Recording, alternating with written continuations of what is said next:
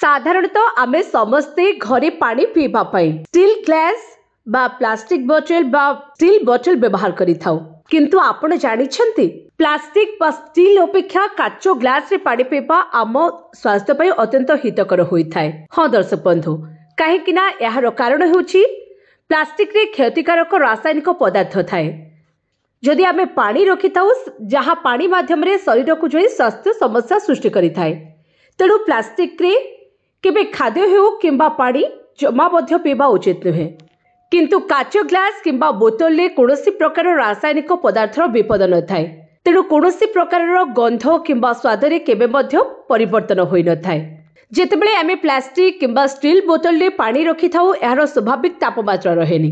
यार तापमात्रा सबुबेले बढ़ी जाए एवं जलर स्वाद मध्य भल लागे नाही। किंतु काचो ग्लास किंबा बोतल रे पानी रखिले यह हुए नाही, कारण काचो ग्लास किंबा बोतल जलर तापमात्रा को दीर्घ समय पर्यंत ठंडा किंबा गरम रखिबारे सहायक होइथाय। केवल पानी नुहे, जेकोसी पानीय रखिबा पई आपण काचो ग्लास किंबा बोतल मध्य व्यवहार करि परिबे। जेतेबेले आमे काचो ग्लास किंबा बोतल ले पानी रखिताउ ताहा दिन सारा सतेज रहिथाय, आउ एथिरे पानी सफा अछि कि नाही जानिबा मध्य सहज होइथाय। काचो ग्लास से परिष्कार होइथिबारु पानी थिबा मैला मध्य शीघ्र जणा पड़ी जाए। तेणु सबुबेले पानी पीवा पाई घरे काच बोतल हो किंबा ग्लास व्यवहार करंतु एवं सुस्थ रुहंतु।